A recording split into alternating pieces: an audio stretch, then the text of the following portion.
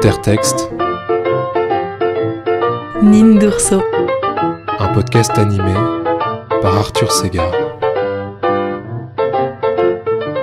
Nine, je suis ravi de faire cet épisode avec toi et de parler avec toi de texte. Donc, du dernier texte que tu as trouvé vraiment beau, du texte qui parle mieux d'amour pour toi, d'un texte qui provoque la réflexion, d'un texte que tu aurais voulu avoir écrit, d'un texte à offrir, d'un texte dans lequel tu aimerais vivre et une petite carte blanche à la fin. Mais avant ça, comme tu le sais, il y a un petit rituel, une petite tradition au début de ce podcast. C'est que tu as des petites cartes devant toi, posées devant moi, sur lesquelles il y a des petites citations. Et voilà, si jamais tu veux en tirer une. Je veux en tirer une. Et voir ce qui se passe. Bien sûr, je suis de gauche. Je mange de la choucroute, je bois de la bière. C'est Jacques Chirac qui parle. Il est cité par Libération en 1995. Ouais. Et moi, je te disais que j'avais 1 an à cette époque et que déjà, j'étais sûrement d'accord à mettre de la choucroute dans mon biberon. Donc, c'est quoi ton rapport à la choucroute, à la bière, à la gauche? Et est-ce que tu penses que tous ces rapports ont un lien entre eux? Je trouve... Moi, je suis de la génération Jacques Chirac. Ouais. Et donc, c'était Monsieur le Président quand j'étais petite. Et donc, je pense qu'on est toute une génération comme ça des années 90 qui a une certaine tendresse pour Jacques Chirac. Et donc, parce qu'on le connaissait, on l'a découvert... sans vraiment en connaître les idées politiques. Moi, je le trouvais sympa, j'étais contre, c'était comme une espèce de papa. Et donc, c'est vrai qu'il a toujours été président, et ça, c'était bizarre quand il est devenu plus président. Quand il est devenu autre chose, non, c'est le président. Et donc, je pense que oui, on est beaucoup à partager une certaine tendresse pour Chirac, et donc j'aurais tendance à lui excuser cette grosse connerie, quoi, de dire ça, parce que je l'aime bien. Et donc, moi, je pense que ce serait plus... je me reconnaîtrais plus dans quelqu'un qui disait, bien sûr, je suis de gauche, et qui mangerait justement autre chose que forcément de la choucroute et de la bière, même si avec toute mon affection pour l'Est de la France. On les salue. On les salue, les Alsaciens, coucou, et les Lorrains, bien sûr, et les Lorraines. Et donc, je trouve que dans son intégralité, c'est un peu une ineptie. Mais s'il faut parler choucroute, parce qu'on est là pour ça, quand même. C'est le sujet du podcast. Tu n'étais pas au courant, mais c'était sur ça. C'est le sujet surprise. Le podcast change de sujet. Moi, je mange, en effet, de la choucroute. J'ai un très bon souvenir d'un dîner en tête-à-tête, parce que nous étions 3.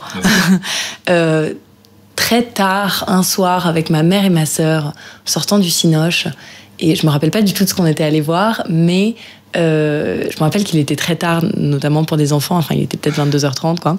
Et on n'avait pas dîné, et on est allés toutes les 3 chez Mollard. Qu'est-ce que c'est que Mollard ? C'est cette grande brasserie parisienne en face de la gare.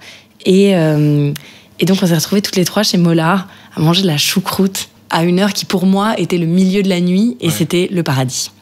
Et je bois de la bière. Moi, je bois de la bière depuis très récemment. J'ai eu une terrible histoire en buvant trop de bière le soir de mes 16 ans. Du coup, ça m'a calmée pendant très longtemps. Mais je m'y suis remise quand même, parce que je trouve que c'est boire de la bière. J'ai une espèce de fantasme de boire de la bière au soleil, une après-midi d'été. Et donc, j'y suis allée. Je me suis un peu forcée parce que je trouvais sympa l'image. Mais la vérité, c'est que je bois très peu d'alcool. Donc voilà. Donc cher Jacques, où que vous soyez, on pense à vous. On pense à vous, et j'espère que vous mangez de la choucroute, que vous buvez de la bière, et que surtout, vous allez voir un petit peu plus loin. Question alimentaire, pensez aux autres pays. Et attention, ne buvez pas trop. Sans alcool, la fête est plus folle. Jacques. Mais c'est vrai que la choucroute parisienne, ça a toujours été un peu un mystère pour moi, vu que moi je suis de Strasbourg. Et du coup, j'ai toujours pris la choucroute là-bas directement. Et voilà, du coup, c'est la vraie bonne choucroute. Et je me suis toujours demandé si la choucroute parisienne avait ce niveau-là, tu vois. Mais mais je pense pas. Je pense que les Parisiens, on est très forts pour piquer des choses aux autres et faire semblant que c'est à nous. Et ça peut avoir un certain charme, ça peut être très irritant. Et je parle en tant que Parisienne, donc je n'attaque pas les autres. Je me considère complètement coupable. Mais oui, pourquoi est-ce qu'on pique la choucroute comme ça aussi allègrement ? Ça nous donne... Après, il y a des... J'ai remarqué qu'il y a pas mal de restos à choucroute autour de la gare de l'Est, et c'est un peu comme les trucs bretons vers Montparnasse, où c'est peut-être une diaspora alsacienne qui s'est installée là. C'est ça, une diaspora alsacienne qui serait installée. Et maintenant, ça devient une espèce de choucroute parisienne qui est peut-être qu'à certains endroits, elle est aussi bonne qu'en Alsace, mais j'en doute. Ouais. Moi, je crois vachement que... je crois très fort que la nourriture est quand même meilleure quand elle est endogène, quoi. Enfin, je me rappelle avoir mangé...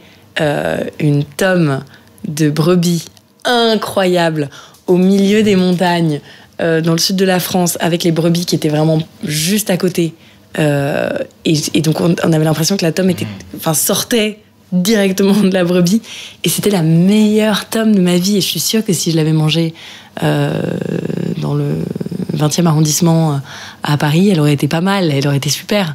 Mais il n'y avait pas le plaisir de la vue sur les petites brebis. Et donc, c'est peut-être pareil avec la choucroute. Ouais. Voilà. Bon, après, tu as un peu tiré la carte blague du paquet. Si tu veux en prendre une autre, je t'en veux pas. Hein.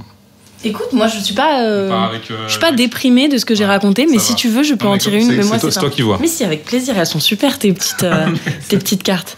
Mais j'ai confessé ma tendresse pour Jacques Chirac avec plaisir. Ouais. Voilà. Alors, je lis. Comment tient-on ensemble cette loyauté et l'obligation d'être libre ? Christiane Taubira répond. Le meilleur hommage qu'on puisse rendre à nos mamans, c'est de nous épanouir, d'éblouir le monde, de, je cite, étonner la catastrophe par le peu de peur qu'elle nous fait, comme disait Victor Hugo. J'ajoute, d'être invincible. Moi, j'ai décidé il y a plusieurs années que j'étais invincible. C'est donc Christiane Taubira qui répond à une interview pour La Déferlante. C'est très politique, hein, tes tirages. Mais pourquoi pas ? Pourquoi pas ? Et Christiane Taubira, c'est drôle parce que c'est étonnant que ce soit un homme et une femme politique. Christiane Taubira, c'est aussi quelqu'un c'est quelqu'un pour qui j'ai voté à la primaire populaire. Et organisée par Christiane Taubira, qui était plus une sorte de recensement des gens qui aimaient Christiane Taubira. Ouais. Et donc, plus qu'une primaire populaire, mais j'étais très fière d'avoir voté pour elle. Comment tient-on ensemble cette loyauté et l'obligation d'être libre ? C'est étonnant qu'elle parle des mères alors qu'on lui a rien demandé, quoi. Et c'est de nous épanouir, d'éblouir le monde, d'étonner la catastrophe par le peu de peur qu'elle nous fait. Les mamans, c'est quand même fabuleux. C'est rocs qui nous... C'est comme des espèces de grands rochers, les mers, sur une plage, qui nous offrent de l'ombre quand il fait trop chaud, qui nous protègent de la pluie quand il pleut, sur lesquels on peut grimper, sur lesquels on peut s'appuyer et sur lesquels on peut s'écorcher un peu les mains et parfois et qui ont quand même un certain poids, quoi, qui peuvent un peu nous écraser si on fait pas gaffe. Et donc c'est un bel hommage que de dire que ce qu'on peut faire de plus beau, c'est d'être courageux, je trouve. C'est comme prendre tout le courage qu'elles ont eu, qu'elles nous ont offert, qui nous a été pourvu, et essayer d'en faire quelque chose. Ne pas rester statique, alors qu'elles ont tout fait pour nous faire pousser droit. Merci Christiane. Je me demande si elle est mère.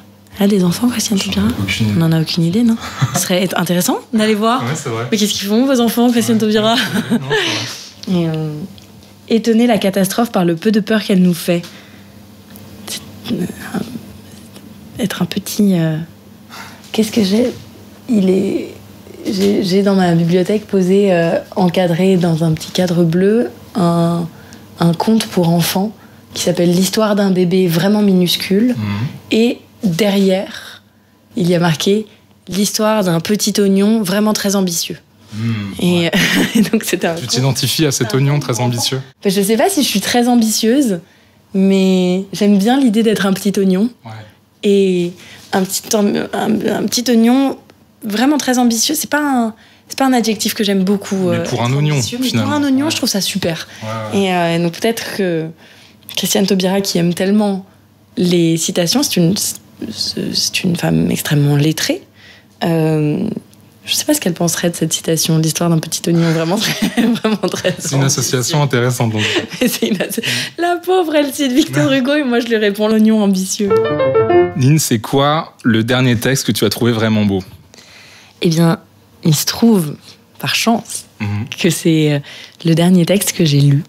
Enfin, je viens de terminer la biographie de Marie-Antoinette par Stefan Zweig, qu'on m'a offert sur un tournage. Et il n'y avait pas d'autre raison que celle d'un cadeau. Et je mets un peu un point d'honneur à lire les livres qu'on m'offre. Et je me demande pourquoi on me l'a offert. D'ailleurs, c'est une bonne...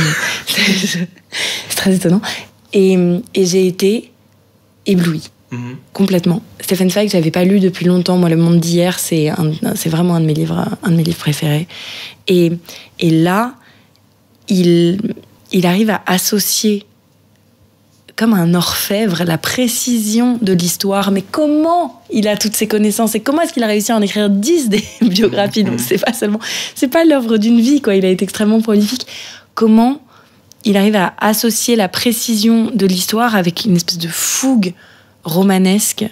J'ai aimé lire et j'ai aimé imaginer le travail derrière, tellement précis. Et j'ai imaginé les moments où tout à coup, peut-être qu'il lâche un tout petit peu la précision et s'engouffre son propre point de vue sur Marie-Antoinette. Il est sévère. Tout à coup, il essaye de garder une distance et tout à coup, il dit « Non mais rendez-vous compte, en 20 ans de règne, elle venait à Paris presque toutes les semaines.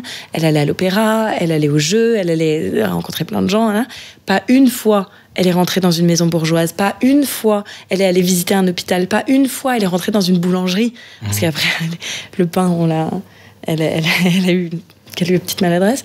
Et là, je me rappelle de ce paragraphe où presque il s'adresse directement au lecteur. Il brise complètement la convention de la biographie un petit peu distanciée et tout, en disant mais pas une fois elle est allée voir à quoi ressemblait vraiment la France. Elle est restée entre le Trianon, Fontainebleau, Paris, Versailles. Elle a fait cette espèce de petit quadrilatère comme ça, et elle a jamais vu la mer en France. Elle est jamais allée en Bretagne. Elle est jamais allée dans le sud de la France. Elle a jamais visité. Elle n'a aucune idée à quoi ressemble la France, alors qu'elle participe à la gouverner. Et ça, ces moments où tout à coup, crac, il casse cette espèce de carapace biographique. J'étais vraiment transportée. Donc j'ai trouvé beau le processus d'écriture, et j'ai trouvé belle la plume, j'ai trouvé belle le personnage. Troublant. Très troublante, Marie-Antoinette. C'est vrai que c'est une figure intéressante parce que tu as à la fois ce truc historique où elle est associée à ce truc vraiment d'indécence, on dirait aujourd'hui de déconnexion, où elle dit s'ils ont pas de pain, qu'ils mangent de la brioche. Et en même temps... C'est pas mentionné ça dans la biographie de Zweig. Je sais pas si après, c'est peut-être apocryphe. En plus, c'est vrai qu'on a projeté beaucoup de choses sur elle. Il y a eu beaucoup de haine... justement des libelles pornographiques sur elle, où vraiment complètement infondé. C'est ça, on projetait vraiment aussi oui, je pense qu'il y a eu une exagération quelque part de ce côté-là, mais d'un autre côté là depuis moi je pense au film de Sofia Coppola où justement elle est un peu réhabilitée, c'est un peu une figure un peu rock un peu cool qui dans ses palais comme ça je sais pas, il y a ça qui est un truc un peu fascinant que ce soit dans le bon ou dans le mauvais sens du terme, quoi, que ce soit pour dire c'est une riche profiteuse qui vit dans la débauche, ou alors pour dire au contraire elle est un peu en avance sur son temps, cool et rock'n'roll, quoi. Là il y a en fait c'est inspirant, j'imagine, les personnes qu'on déteste a priori. En fait, on l'a adorée, Marie-Antoinette, quand elle est arrivée. Sa première visite à Paris, 3 ans après son arrivée à la cour. Donc pendant 3 ans, elle n'est pas allée à Paris, quoi. Elle a reçu une espèce de raz-de-marée d'amour, mais très vite après, elle a commencé à être critiquée, détestée, avec une violence incroyable, alors même que les gens, en fait, la connaissaient pas du tout. Évidemment qu'il y a des personnages de l'histoire qui sont détestables. À raison. C'est pas pour ça qu'il faut plus en parler. Moi, je pense qu'il faut pas arrêter de parler des gens détestables. Il faut en parler, qu'on comprenne et qu'on explique pourquoi ils sont détestables. Mais parce qu'ils ont commis des actes détestables. Elle, il y avait une espèce de haine qui est arrivée a priori, en fait. Et donc, en fait, elle laisse un espace fou à l'imagination. C'est quoi le texte qui parle le mieux d'amour ? Alors, c'est le poème de Genet, Le condamné à mort. Alors, notamment, précisément pour un vers, ou 2, en fait. Check, je l'ai cherché tout à l'heure sur Internet. Parce que j'ai prêté le recueil à une copine, et évidemment, elle ne me l'a pas rendu. Paola, si tu m'entends.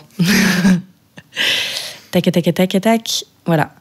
Et donc, il écrit Le condamné à mort, où il, lui, s'imagine, ou alors est, puisqu'il a passé beaucoup de temps en prison, et il écrit pour son amant, qui lui est à l'extérieur de la prison. Et donc, il l'appelle. Et donc, c'est très, très connu. Ça commence... Après, il y a une reprise chantée par Étienne Dao, qui est géniale. Et donc, c'est très... Pour nos auditeurs, je rappelle le début, c'est dit sur mon cou, sans armure et sans haine, mon cou que ma main plus légère et grave qu'une veuve effleure sous mon col sans que ton cœur s'émeuve, laisse tes dents poser leur sourire de loup. Et il l'appelle, après il lui dit « Oh viens mon beau soleil, oh viens ma nuit d'Espagne, arrive dans mes yeux qui seront morts demain ». C'est magnifique. Et c'est un long poème. Et quelques... je sais pas comment on dit, c'est des strophes. Il dit... Donc il l'appelle, c'est toujours à la deuxième personne au vocatif.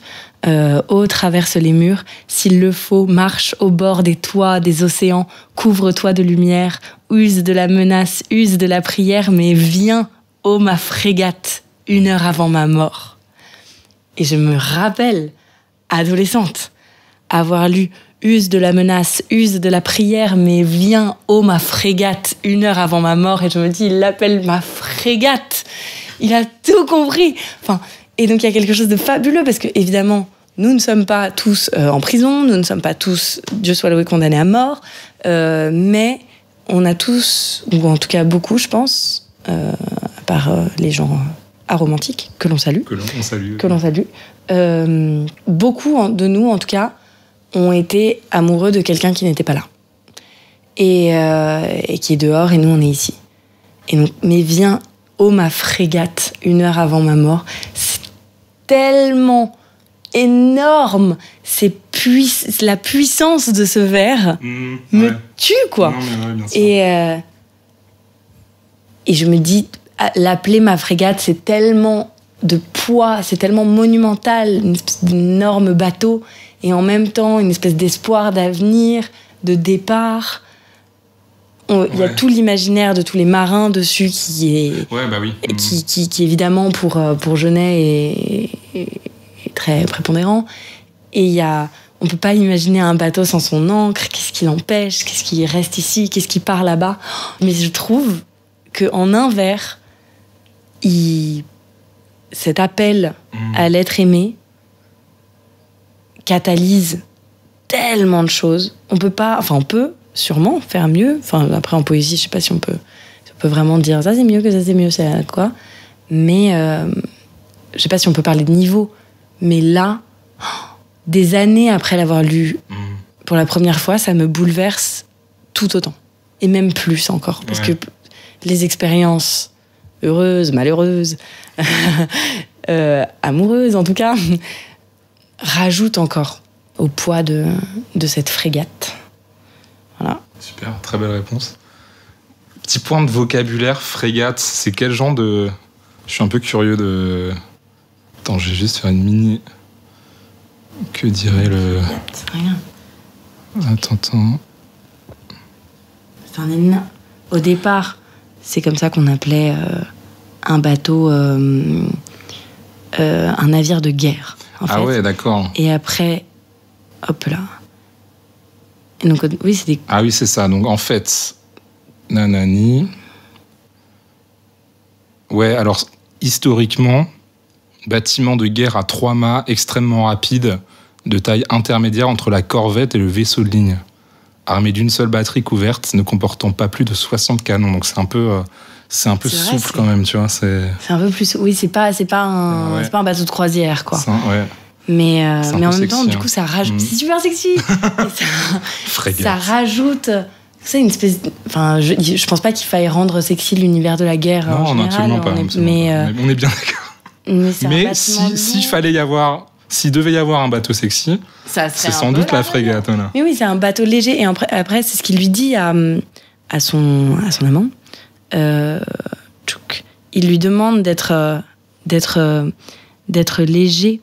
Il lui dit... Ça, c'est marrant, ça. Enfin, c'est marrant. Donc ça, je suis sur le CNRTL où il y a plein de sens. On adore le CNRTL. On adore le CNRTL. Et donc ça, c'est un sens un peu vieilli. Donc, nanani, par analogie avec la frégate, considérée comme légère et svelte, argot, jeune homme sodomite dans les bagnes. Merci Arthur. C'est ça, non? Merci pour cette découverte. Non, je suis espantée. Je suis ravie. Voilà. Mais c'est vrai qu'il lui... Waouh. Parce que, alors que moi, j'étais encore sur le bateau, parce que comme le bateau est un peu plus léger... C'est très jeunétien, finalement, comme terme. On dit jeunétien, j'adore. Et voilà, il lui demande d'être une frégate déjà avant, quoi. Mais ça se termine avec ça. Il lui dit... Traverse les couloirs, descend, marche léger, vole dans l'escalier plus souple qu'un berger, plus soutenu par l'air qu'un vol de feuilles mortes. Et c'est ça, juste avant. Traverse les murs. Il lui demande cette souplesse comme un chat, quoi. Et c'est comme ça qu'on appelait. D'accord. Sodomite, bah écoutez. Bah oui. Mais je crois qu'il fait... je sais pas exactement ce que je pense de ce terme, mais je pense que peu importe son orientation amoureuse et sexuelle, on peut être bouleversé. Bien sûr. Par évidemment. Ces vers de Genet. Ouais. Voilà. On apprend des choses dans ce podcast. On apprend des choses dans ce podcast. Ouais. Bah, moi aussi, la première. Un texte qui provoque la réflexion. Un texte qui provoque la réflexion, pour moi, c'est La Semaine perpétuelle de Laura Vasquez. Ok. Tu connais Laura Vasquez? Ouais, bah, je l'ai invitée dans mon podcast. Tu rigoles. Ouais. J'ai pas entendu. Ouais. J'adore Laura Vasquez. Laura Vasquez, si vous m'entendez, je vous aime. Oh là là, ça m'émeut beaucoup. Laura Vasquez... Je l'ai découverte, enfin non, je l'ai pas découverte, j'ai rencontré son écriture en lisant Panthère Première. Au départ, c'est une revue. Et elle avait écrit un horoscope à l'intérieur. Et je me suis dit, mais c'est quoi ce truc? C'était complètement hyper violent et en même temps, ça ressemblait en rien à un horoscope. Et du coup, j'étais allée tac, regarder Laura Vasquez et j'étais allée l'écouter à la librairie française de Rome. Et là, énorme claque. Et La Semaine perpétuelle, je l'ai lu d'une traite. C'est 276 pages de claque. Et je pense que Laura Vasquez, elle est en train d'écrire une mythologie contemporaine. Elle donne à un père addict aux éponges une force de frappe littéraire, émotionnelle, psychologique, je sais même pas. La psychologie a même pas... C'est pas ça qui est vraiment intéressant. C'est beaucoup plus actif, quoi. Elle lui donne une portée herculéenne, quoi. Et donc, on se perd, c'est dur, c'est compliqué, on se débat, on s'accroche. Enfin là, j'ai le livre du large et du long qui est posé sur ma table de chevet en ce moment et je le lis en diagonale. Je l'ouvre un peu au hasard et je m'endors sonné comme après un KO à la boxe. Pouf, tout à coup, ok, d'accord, bonne nuit. Et je pense que dans ma vie de lectrice, qui est une partie importante de ma vie, mais je suis pas du tout la plus grande lectrice que je connaisse, j'ai rarement autant bataillé. Ça nous demande une action Ça demande d'être comme des chercheurs, des mineurs, de piocher, de s'accrocher, de glisser. Et c'est un terrain de... on se retrouve dans des avalanches. C'est comme du parcours, en fait. Tu sais, avec le cas. Ouais. Et qu'elle nous donne à faire. Et on en sort lessivé. Et plus aiguisé. Après avoir lu Laura Vasquez, je suis plus en colère. Et en même temps, j'aime plus les gens que j'aime. Et j'ai un regard, je pense qu'elle offre au lecteur. Je pense qu'elle aiguise le regard des lecteurs. Je pense qu'elle l'affûte comme on affûte une lame. Je pense que c'est le rémouleur des temps modernes, Laura Vasquez. Elle est en train de changer l'histoire de la littérature. Mais je comprends ce que tu veux dire. C'est vrai qu'il y a un truc d'hypersensibilité où soudain tu prends un peu conscience de tout. Et ça demande quelque chose de... Enfin, je crois qu'en ouverture je sais plus si c'est un de ses recueils ou un de ses poèmes, il y a une citation de Clarice Lispector qui dit qu'en gros, si je commence à vraiment prendre conscience d'un objet, je deviens folle, tu vois. Et c'est un peu ce truc-là, c'est un peu soudain... Tu te dis, on va regarder cette chaise, mais on va vraiment la regarder jusqu'au bout. Et du coup, tu as un truc vraiment vertigineux. Tu te dis, mais en fait, pourquoi tout est comme ça ? Et ouais, c'est vrai que c'est assez incroyable. Ouais. C'est délirant. Et en plus, elle est tellement... Après, j'oserais jamais parler d'elle en tant que personne, mais son écriture est tellement vive et écorchée vive que c'est dur, je pense, de pas tomber dans la...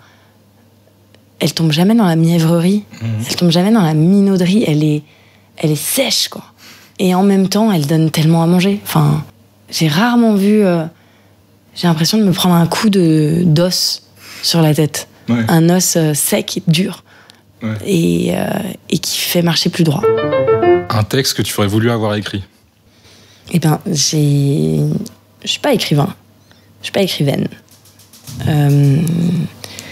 Et donc, tu m'as envoyé un petit message hier qui disait, c'est pas seulement des textes forcément littéraires et tout. Et je me suis dit, ça m'a un peu libérée parce que je me disais, j'aurais pas voulu piquer la place de quelqu'un d'autre en disant non, moi c'est moi qui l'ai fait et tout. Je suis très contente en fait que les gens fassent les choses et que moi j'en sois le comment est-ce qu'on dit, le récipiendaire, le récipiendaire, c'est un très beau mot. Et wow. Et donc je suis très contente que les autres écrivent des choses magnifiques. Mais moi, du coup, ce que j'aurais bien aimé écrire, je pense que ça aurait été une espèce de petite liste qui dit 3 poulets donnés à mon voisin et lui va venir bêcher. Écrit en Mésopotamie au début de l'écriture. J'aurais bien aimé écrire quelque chose sur des petites tablettes avec un petit stylet. Les premières traces d'écriture datent d'environ 3300 avant Jésus-Christ. L'écriture que l'on pratiquait avec des coins, l'écriture cunéiforme, était donc utilisée par les Sumériens, les habitants de la Mésopotamie. Je trouve ça incroyable, l'idée que des gens aient commencé une langue. Ça me paraît délirant. Et donc j'étais là en train de réfléchir là-dessus en me disant, mais évidemment, j'aurais voulu écrire sur une petite tablette, des petites comme ça. Les premières écritures qu'on ait, c'est pas de la poésie, c'est vraiment lui il m'a filé ça, alors moi je vais lui filer ça en échange. Et c'est le tout début des textes, c'est nos grands-pères, grands-mères à tous les 3 poulets donnés aux voisins d'à côté. Et le début d'un langage. Et je me suis rendu compte qu'aujourd'hui, en fait, moi, je suis très excitée par les nouvelles langues qui sont en train d'être fabriquées très artificiellement ou pas. Ça m'amuse, je trouve ça fantastique qu'on ait eu une idée d'espéranto. Je peux être critique, mais en même temps, je suis profondément enthousiasmée par l'idée de langage non binaire, voire post-binaire. Ça, j'ai découvert l'existence de la langue et de la typographie, notamment, post-binaire. Ma petite sœur lisait un ouvrage qui s'appelait Typographie post-binaire, où c'est inventer des nouveaux graphèmes, quoi. Inventer des nouvelles lettres qui ressemblent à rien, plutôt que d'écrire .e, .s. Et je trouve ça incroyable de se dire on est en train de fabriquer des nouvelles lettres et que peut-être dans 100 ans, on les écrira sans se questionner, ou peut-être pas. Mais donc voilà, l'idée d'une langue en formation, parce qu'évidemment la langue, elle se modifie toujours, on parle pas du tout, on a l'ancien français, le moyen français, voilà. Mais l'idée comme ça d'une espèce de nouveau, on commence quelque chose, même si tu me diras l'espéranto c'est un mélange de portugais, espagnol, français. Et donc on part pas ex nihilo. Et la typographie, si elle est post-binaire, c'est qu'à un moment elle a été binaire. Donc évidemment c'est pas le tout début comme les Mésopotamiens. Mais voilà, j'aime l'idée d'être au début d'une écriture. J'aurais aimé écrire ça. Et là, je sais pas si je vais l'utiliser, mais je vais me pencher sur les questions de nouvelles typographies. C'est fabuleux, quoi. C'est tellement excitant. Et je trouve ça intéressant, ce truc de l'écriture du futur, qui fait un peu écho à l'écriture vraiment d'un passé très ancien. Et il y a ça, justement, avec Laura Vasquez, où ça m'avait frappé qu'elle fasse un truc tellement original, tellement moderne, et en même temps, tout en retournant un peu à des formes comme la tragédie, comme l'épopée, comme des trucs vraiment anciens, quoi. C'est les écritures révolutionnaires. Enfin, révolution, c'est en même temps tout retourner, et en même temps revenir. Une révolution comme une révolution de la Terre, c'est qu'elle revient à son point de départ, quoi.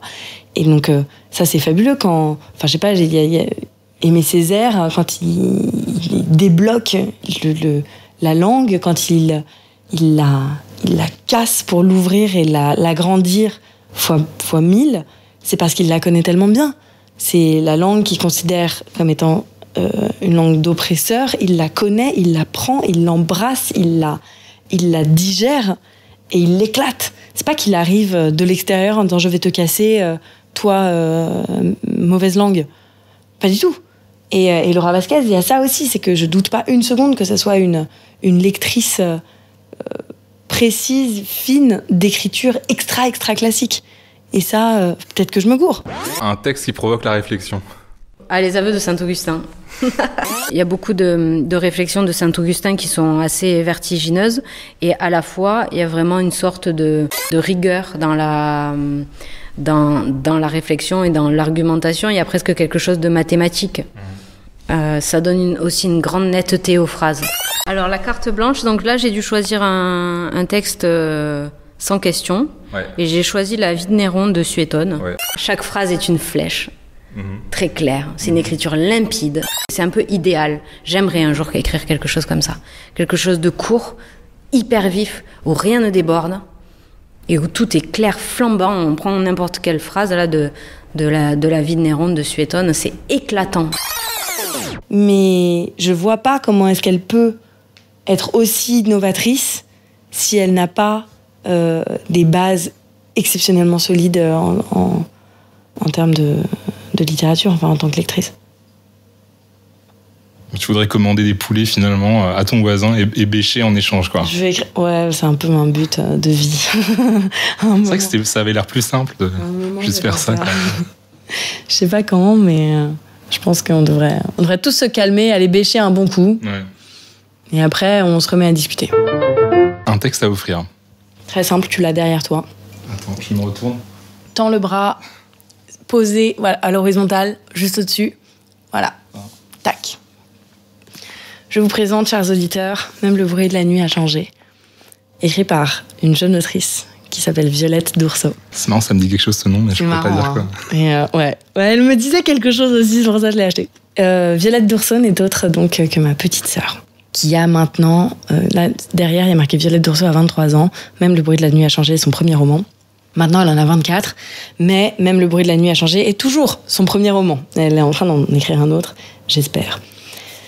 Même le bruit de la nuit a changé, c'est un roman qui est donc paru en mars 2023 et qui raconte l'histoire d'une jeune petite fille qui s'appelle Anna et qui, petite fille puis jeune femme, qui a perdu son père extrêmement jeune, à 6 ans, et qui, toute jeune adulte, vers 18 ans, se met en quête de traces de son père, dans la mesure où elle, ce qu'on lui a raconté de lui semble parcellaire, insuffisant.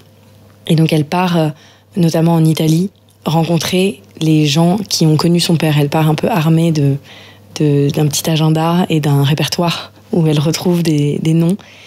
Et donc c'est une espèce de roman initiatique de cette jeune fille en France et en Italie, et qui est, quand elle me l'a envoyé, elle me l'a envoyé 2 mois avant que ça sorte. Enfin, je faisais partie des happy few. J'étais terrifiée parce que je me disais, si ça se trouve, c'est quand même ma petite sœur. Si ça se trouve, elle sait pas écrire. Ça se trouve, c'est nul. Et donc, tu vas devoir lui dire, mais en fait, j'étais super flippée. J'étais super flippée. Elle me l'a envoyé. Elle me dit, je viens de voir à Rome la semaine prochaine. Donc, j'avais une semaine pour le lire. Bon, ça allait. Et pour lui faire un peu des petites notes. Et donc, je tremblais. Je me dis, mais qu'est-ce que je fais si c'est naze? Et puis, moi, je suis assez sévère. Et donc, si c'est naze, je vais lui dire, ça va être horrible. Elle va même plus m'adresser la parole. Et en fait, force est de constater que ma petite sœur est une romancière. C'est bien. C'est une langue étonnante, vraiment très éloignée de Laura Vasquez. C'est une langue étonnante parce que elle est assez classique, elle est belle. On sent que Violette, elle a ses premiers amours littéraires. On sent Balzac, on sent Maupassant, et on sent, je sais pas, George Sand. Et elle a pas peur des subjonctifs. Et je trouve ça d'une maturité. C'est très étonnant parce qu'en même temps, ça parle d'une très jeune fille, c'est écrit par une jeune femme, mais c'est la plume d'une personne tellement mûre. Elle a le recul et la distance des personnes qui ont vécu 1000 ans, et la fougue et le côté un peu impatient des jeunes adultes qui n'ont pas le temps d'attendre qu'on leur réponde pas. Et donc c'est vraiment troublant, et ça donne un vrai bon roman, quoi. Et c'est pas juste moi qui le dis. Elle a eu des critiques tellement émouvantes de la part de gens, évidemment, qu'elle connaît pas. Et là, moi, il m'arrive un truc très très rigolo, c'est que je lui ressemble un petit peu, mais pas tant que ça. Enfin, elle est blonde, elle a les yeux bleus, mais il y a une espèce d'ambiance un peu générale. Elle a les cheveux tout courts. Enfin, en vrai, on se ressemble pas tant que ça, mais il y a une espèce d'ambiance générale. Et il y a des gens qui l'ont vue à la téloche, je sais pas quoi, en train de discuter avec Léa Salamé, et qui m'arrêtent, moi, dans la rue, en me disant, mais j'ai adoré votre livre. Et donc, au début, polie, je disais, non, mais c'est ma petite sœur, mais je lui dirai, ça lui fera tellement plaisir, merci beaucoup. Et les gens partaient un tout petit peu déçus que c'est pas été la bonne personne. Non, c'est juste merci. Oui, maintenant je remercie avec la main sur le cœur en disant, mais merci beaucoup. Et les gens me disent, mais ça vous a pris longtemps à écrire? Je dis, oui, là, 3 ans. Et donc je m'invente complètement une vie. J'ai 23 ans. Non, mais ce qui est bizarre, c'est que j'ai pas vraiment l'air d'avoir 23 ans ou 24, mais ça m'est arrivé 4 ou 5 fois que des gens viennent me voir en me disant, j'ai adoré votre livre, et ça me bouleverse. Enfin, donc voilà, si vous me croisez dans la rue, n'hésitez surtout pas à me féliciter pour mon roman. En effet, j'ai beaucoup... Ton roman, même le bruit de la nuit a changé. Absolument, même le bruit de la nuit a changé. Et donc, il faudra que tu changes mon nom sur le podcast. C'est donc Violette d'Oursault. Un texte dans lequel tu aimerais vivre? Alors là, j'ai décidé d'être honnête, Arthur. Je me suis dit, c'est sympa de citer un peu des artistes très niches. Voilà, non, mais après, Stéphane Zweig, c'est pas très niche, mais Laura Vasquez et tout. Et en Violette d'Oursault. Violette d'Oursault, évidemment, la pointe de la littérature contemporaine, tout. Donc là, il faut redescendre un peu de mes grands chevaux. Moi, quand je lis, j'ai pas envie d'aller vivre de m'arrêter dans un seul livre. J'adore l'idée de pouvoir piocher. Et même, j'ai une éthique de lectrice assez branlante. Ça ne me dérange pas d'arrêter un bouquin, de le reprendre plus tard. Plein de romans que j'ai pas finis. Il y a évidemment beaucoup de livres d'histoire que j'ai pas terminés, des essais et tout. Je m'arrête, je recommence, je pioche. Et donc, j'adore cette idée de pouvoir se balader et revenir après, je sais pas où, j'oserais pas dire chez soi, parce que je sais pas où est-ce que c'est, mais voilà, de pouvoir sauter d'un texte à un autre. Donc la question, dans quel texte aurais-tu voulu vivre? Il a fallu en fait que je remonte assez loin dans mes expériences de lecture pour pouvoir trouver une réponse. C'est parce que voilà, je me rappelle, même si maintenant mon expérience de lecture est en partie fondée, le plaisir de mon expérience de lecture est en partie fondé sur le fait de pouvoir piocher et d'aller me balader, avant, évidemment, découvrant la littérature, et notamment la littérature jeunesse. Là, je voulais complètement vivre dans certains romans. Et donc, c'était le cas. Toute petite, je devais avoir 8 ans, 9 ans. J'ai lu Tara Duncan, écrit par Sophie Audouin Mamie-Cognan. Tara Duncan, c'est l'histoire d'une jeune fille qui découvre que non seulement elle est, on dit pas sorcière, on dit sorcelière chez Tara Duncan. C'est ceux qui savent lier les sorts. Okay. Et en plus, elle est héritière impériale des empereurs du royaume magique. Et elle va dans une genre d'école après de magie ou pas? Et elle va... Est-ce qu'elle a une drôle de cicatrice sur le front? Non, mais elle a une grosse mèche blanche. Chacun son truc. Je sais pas. Et moi, j'ai lu. J'étais team Harry Potter un peu plus tard, mais Tara Duncan, j'étais beaucoup plus jeune. Et évidemment, ça s'inscrit dans une catégorie d'histoire qu'on peut croire, enfin qu'on connaît un peu, quoi, de gens qui découvrent un autre royaume et qui rencontrent en plus qui se rendent compte que c'est des gens un peu importants dans ce royaume. Mais c'était la première fois que je lisais ça. Et donc j'ai eu une espèce de projection totale en me disant mais je veux être Tara Duncan, et j'étais très stressée parce que Tara Duncan elle est blonde avec des cheveux très longs et elle a une grosse mèche blanche, et moi je suis brune, j'ai toujours eu les cheveux courts et je ressemblais pas du tout à Tara Duncan, et je me disais merde, c'est foutu, je serai jamais Tara Duncan.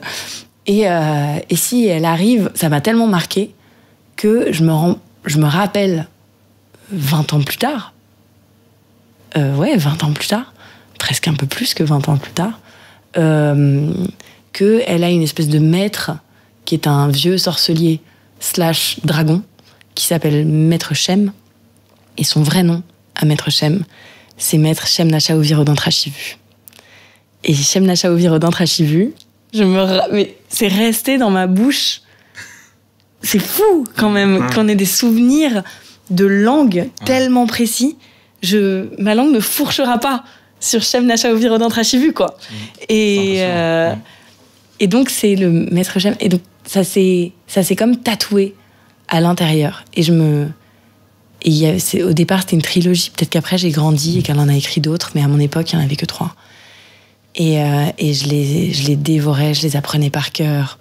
J'apprenais les formules, je prenais des notes. Enfin, c'était très... Il y avait des post-it dans mes... C'était comme une bible, quoi. Enfin, j'étais très studieuse avec Tara Duncan. Et il fallait que j'en connaisse il fallait que je connaisse les rouages de ce monde, vu que mon but était d'y habiter. Donc il fallait pas que j'arrive en touriste, quoi. Bien sûr. Donc voilà. Donc je sais pas si je t'en conseille aujourd'hui la lecture, mais si t'avais 8 ans, oh là là. Là, on aurait passé l'après-midi. Oh là là, on aurait passé une super après-midi, chacun avec son bouquin, et on aurait lu Tara Duncan. Et ça aurait été le paradis, quoi. En buvant du chocolat chaud. Yes. Il n'est jamais trop tard, tu sais. Après le thé. Mais j'ai peur. J'ai pas envie de le relire maintenant. Je suis tombée dessus. Ouais. C'est pas dans cette bibliothèque chez moi, c'est chez ma mère qu'il y a Tara Duncan. Et ma mère m'avait demandé si elle voulait qu'on donne le livre, je sais pas. Et j'avais avec toutes tes notes. Et j'avais dit évidemment pas, et que de toute manière, enfin, personne ne voudrait le lire avec les notes. Tout, que non, c'était une relique, il fallait absolument le garder. Et donc je m'étais baladée 5 minutes et ça m'avait beaucoup émue, mais j'aurais pas envie de le relire. Bah, d'ailleurs, j'avais eu une expérience, c'est pas du tout le même genre de littérature, mais je me rappelle, étant toute petite, avoir lu Netochka Nesvanova de Dostoïevski. Okay. Et pas la même ambiance a priori. Non, pas du tout. Mais c'est pour t'expliquer. Et j'avais adoré Netochka Nesvanova. Et pendant longtemps, on me disait c'est quoi ton livre préféré? Je répondais sans réfléchir, Netochka Nesvanova, Dostoïevski. Et je l'ai relu des années plus tard, et j'ai été déçue de la traduction. J'aimais moins Netochka Nesvanova. J'étais heurtée par le langage qui lui-même était heurté. Je me rappelle plus du nom du traducteur, mais j'étais pas contente, quoi. Et donc ça m'a un peu fait mal. Et j'ai rencontré André Markovitch encore des années plus tard, et parce qu'il était venu donner des cours dans l'école où j'étais, et on papotait en bas, je sais pas, je fumais une cigarette, et lui, à un moment, me parle de Dostoïevski, qu'il a évidemment traduit. Je lui dis, mais vous avez traduit Netochka Nesvanova? Et il me dit, mais évidemment, j'ai traduit Netochka Nesvanova, mais ça n'a pas été publié tout seul, quoi. Ça a été publié dans un recueil de nouvelles et tout. Et donc, je vais directement acheter le recueil de nouvelles avec la traduction d'André Markovitch de Netochka Nesvanova, qui n'était donc pas la bonne traduction, enfin, pas ma traduction originelle, quoi. Ni celle qui m'avait déçue des années plus tard, qui était la même. Et là, je relis Netochka Nesvanova avec une nouvelle langue, une nouvelle traduction, et magie, c'est redevenu un peu mon livre préféré. Et mais voilà, c'est qu'il avait fallu du temps. Et tout un trajet où tout à coup, la relecture avait été fastidieuse et je m'en voulais d'avoir relu. Je me suis dit, mais tu aurais dû rester avec cette expérience magnifique d'enfant qui lit Netochka Nesvanova, où évidemment, je me rendais pas compte que la traduction était pas top, quoi. Et ça aurait été vraiment bizarre que je m'en rende compte. Et donc c'est un petit peu pareil avec Tara Duncan. J'en ai un souvenir tellement magnifique que peut-être que si je le relisais maintenant, je serais transportée à nouveau. C'est possible. Moi, j'adore la littérature jeunesse. Je trouve ça trop bien. Il y a des auteurs que j'admire beaucoup, avec qui j'étais notamment... J'étais avec 3 auteurs à l'école, auteurs et autrices, Noam Seltzer, Nicolas Gérard Michelotti et Constance de Saint-Rémy, et qui sont 3 auteurs-autrices qui chacun ont écrit à l'école des loisirs. Et j'adore ce qu'ils ont écrit. Et je trouve ça génial. Vive la littérature jeunesse. Heureusement que ça existe. C'est super. Mais voilà. Donc peut-être que si je relisais Tara Duncan, je serais tout aussi transportée, mais peut-être pas. Et donc j'ai un peu peur. Je reste avec Maître Chem et mes souvenirs. Bon, Nine, c'est déjà l'heure de la carte blanche. C'est l'heure de la carte blanche. Je sais pas, peut-être que dans le podcast, tu pourras le faire écouter de meilleure qualité, puisque c'est très facile à retrouver. C'est une chanson. Qu'est-ce que tu veux me faire écouter? Je te fais écouter une chanson d'Étienne Dao, qu'un copain a chantée il n'y a pas très très longtemps, à un enterrement. Et j'y étais pas, mais j'ai vu une vidéo, c'était magnifique. Et c'est Le Grand Sommeil d'Étienne Dao. Et la langue est très très simple. Et en même temps, tout à coup, il fait un petit effet, une petite allitération. Parfaite. Et je trouve ça... J'essaie de pas être snob, quoi, littérairement. Et Étienne Dao, c'est un génie total de la musique et il peut se permettre de commencer une chanson en disant « Je ne veux plus me réveiller, je ne peux plus me réveiller, rien à faire. Sans moi, le monde peut bien tourner à l'envers. Entortillé dans mes draps, je crois me souvenir de toi lorsque tu disais tout bas que tu n'aimais que moi. J'espère que je me suis pas trompée. » Je vous fais écouter Le Grand Sommeil. Ça sonne bien en tout cas. D'Étienne Dao.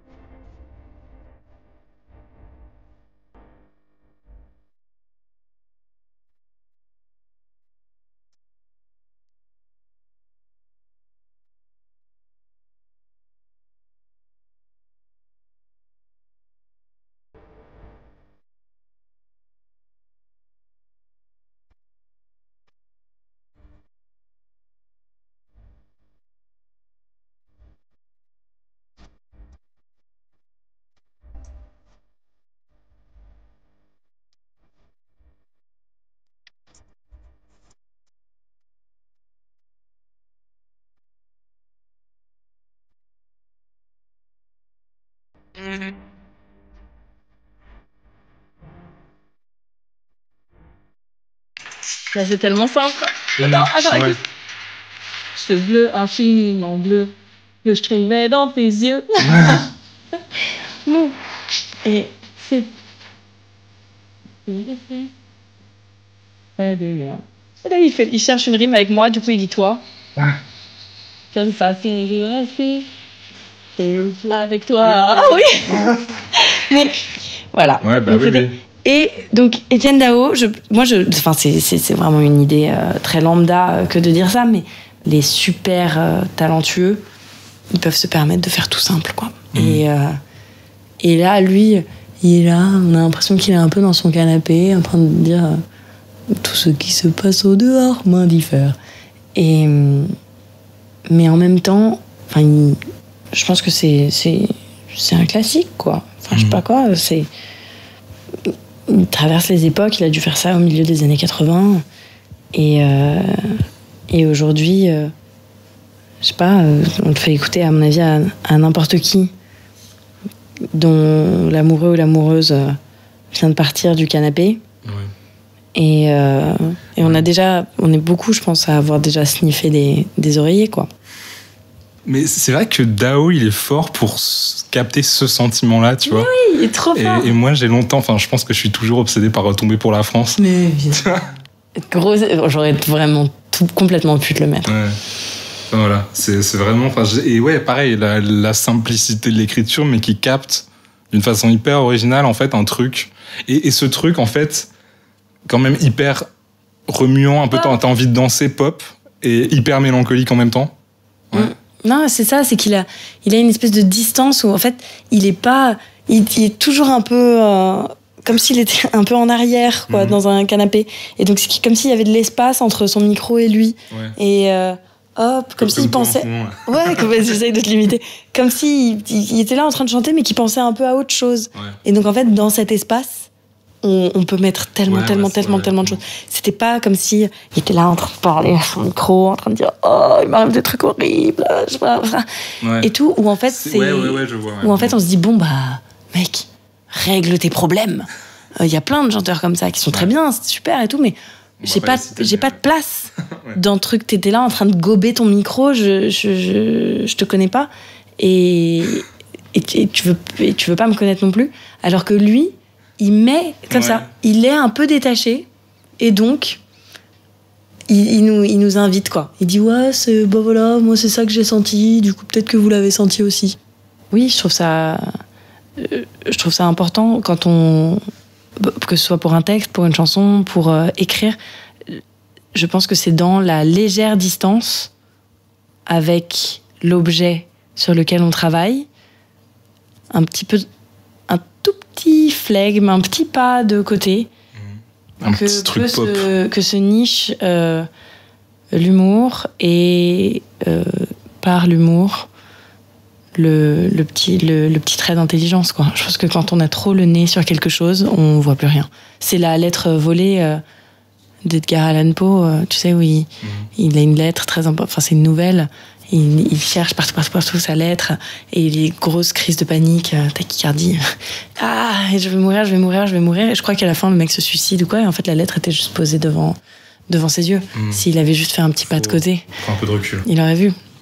Oui, mais après, quand on dit prendre du recul, ça fait un peu développement personnel. Ouais. C'est pas le bon mot. Plus pas de côté. Un petit twist. Ok. Voilà. Merci Nine, c'était trop bien. Merci Arthur. Nous n'avions pas fini de nous parler d'amour. Nous n'avions pas fini de fumer nos gitanes. On peut se demander pourquoi les cours condamnent un assassin si beau qu'il fait pâlir le jour. Amour, viens sur ma bouche, amour, ouvre tes portes. Traverse les couloirs, descends, marche léger. Vole dans l'escalier, plus souple qu'un berger, plus soutenu par l'air qu'un vol de feuilles mortes. trace les murs, s'il le faut, marche au bord des toits, des océans, couvre-toi de lumière. Use de la menace, use de la prière.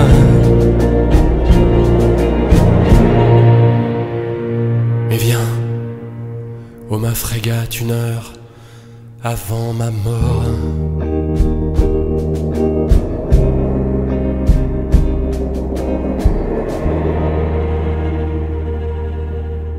Je signale qu'on verra bientôt Nine Doursault dans la série La Rebelle, les aventures de la jeune George Sand sur France 2. Elle incarnera, excusez du peu, George Sand. Merci d'avoir écouté cet épisode. Si ce n'est pas déjà fait, abonnez-vous, mettez des notes, des commentaires sur vos applications de podcast préférées. Envoyez cet épisode à vos amis, à un parent qui est peut-être pour vous comme un grand rocher sur une plage, ou à votre contact chez Radio France. Tiens, il est pas mal ce petit podcasteur, tu devrais peut-être lui proposer un job. En attendant, Intertexte est un podcast réalisé par Arthur Ségard, illustré par Pauline Le Serre. Je remercie Hugo Cardona qui m'a prêté main forte pour le mixage de cet épisode. Et je vous dis à très bientôt pour de nouvelles aventures littéraires et bien plus.